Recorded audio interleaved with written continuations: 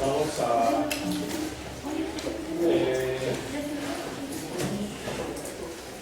hablar sobre el niño vygotskiano. Para ello voy a trabajar algunas cuestiones. Hablábamos la semana pasada a propósito de Piaget de lo complicado que puede ser abordar toda una epistemología en 2 horas o en poco tiempo. Entonces son algunas cuestiones sobre todo en torno al niño, y bueno, esperemos que logren dar cuenta más o menos, o en un sentido como un tanto completo, sobre cómo estaría pensando el niño Vygotsky, ¿no? Para comenzarlo, bueno, antes que nada, gracias a mis compañeros que están mandados, y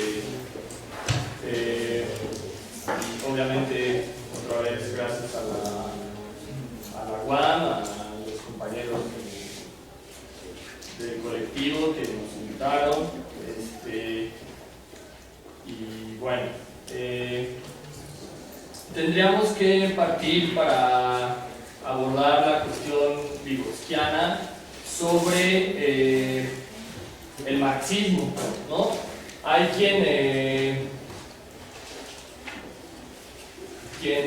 piensa todavía que lo de Marx es imposible hacerlo psicología, ¿no? Hay una suerte de interpretación del propio Marx que señalaba, pensemos en el debate inicial de Marx cuando rompe con Hegel la idea de el idealismo y el materialismo, ¿no? Marx comienza una suerte de hegelianismo materialista, y la discusión que centra, muy básica y para comenzar les digo, es la idea, el viejo debate de la generación de Marx.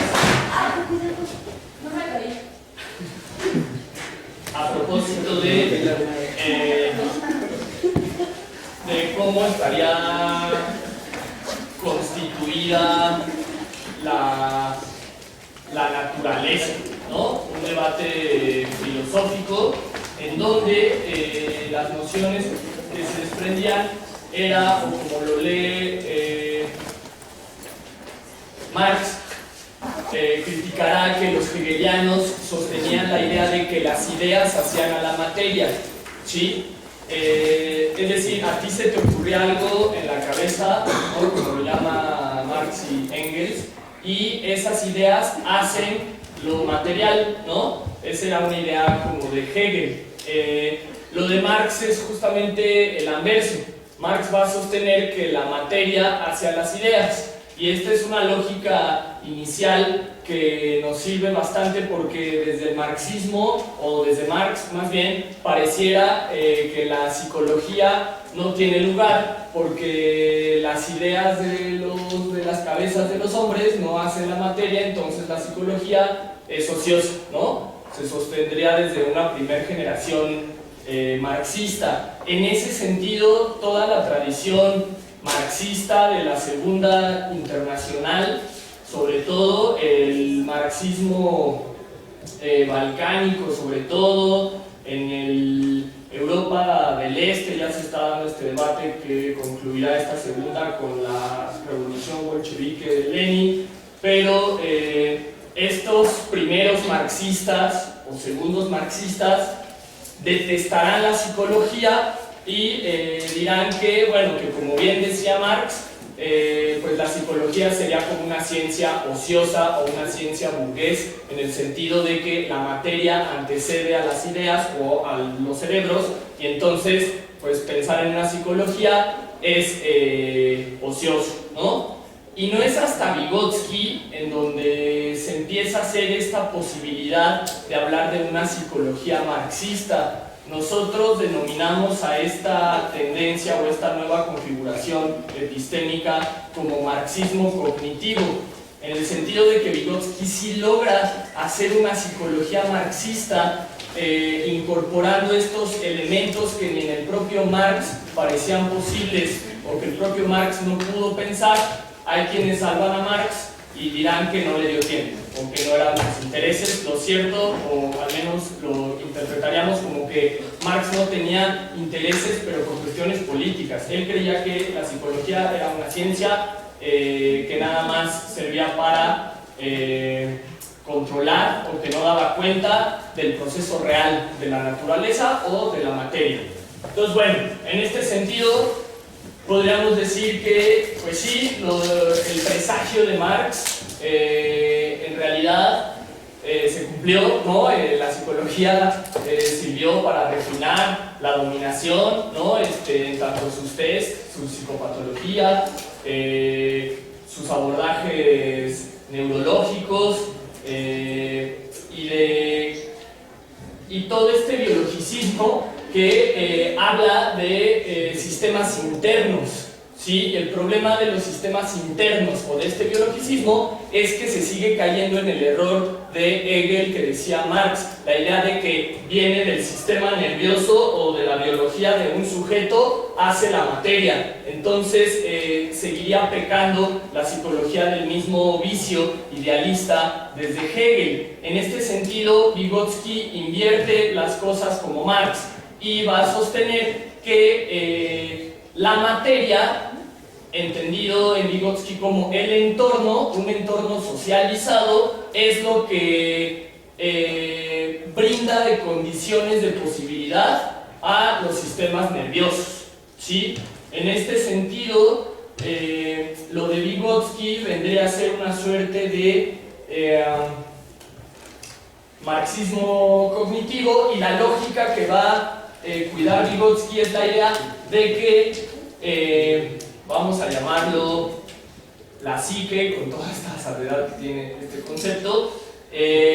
La psique se forma de afuera hacia adentro, es decir, de la materia hacia el sistema nervioso, no de adentro hacia afuera, como lo piensa la mayoría de la psicología, que cree que primero está el sistema nervioso y ese sistema es lo que hace a la materia o a lo social, ¿no? En este sentido, Vygotsky va a señalar que es al revés, ¿no? Que primero está un entorno y luego de ahí se posibilita un niño, en este caso, o un humano, o un sistema nervioso, o en un sentido amplio, cualquier organismo vivo, ¿sí? No nada más los humanos. Es decir, nos diría Vygotsky que tú naces en una época histórica que no escogiste, en un país que no escogiste, en una ciudad que no escogiste, en una casa que no escogiste, con unos padres que no escogiste, hablas un lenguaje que no escogiste, y todo eso te llega antes de, y esas variables antes de que tú nacieras son las que de alguna manera te posibilitan. Tú no puedes posibilitarte tu lenguaje, al menos en primer tiempo. En primer tiempo tienes lo va a llamar Vygotsky, un sentido histórico previo, ¿sí? En esta forma, el sentido histórico previo apela a la idea de que la historia es lo que posibilita a las interacciones de los sujetos o al propio sujeto, lo constituye, y una vez posibilitado, el sujeto puede, digamos,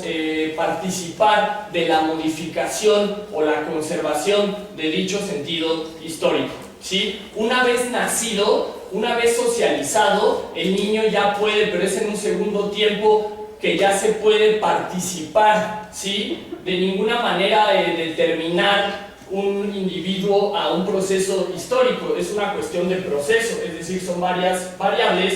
Y por más que nos parezca, por ejemplo, que Lenin hizo la revolución bolchevique, Lenin no fue Lenin, bueno, fue Lenin sumado a toda una masa obrera, proletaria, campesina que se sumó. Es decir, Lenin sin los obreros campesinos no hubiera podido hacer una revolución. En este sentido, pues la revolución no la hizo Lenin, en este sentido de solo o aislado como un gran caudillo, como se nos enseña la historia de los caudillos, ¿no?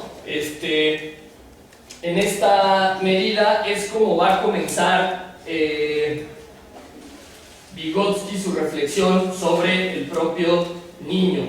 Entonces, el primer punto que yo quisiera señalar, bueno, fue esto que les comenté, que viene de afuera hacia adentro, y en esta medida una preocupación constante en la reflexión de Marx y que Vygotsky interpreta de una manera, me parece, genial, es la idea de el concepto de Marx de crisis, ¿no? Marx nos explica en su Capital, sobre todo, que todo cambio histórico viene posibilitado luego de una crisis. Si el sistema previo no entra en crisis, no se puede surgir lo nuevo.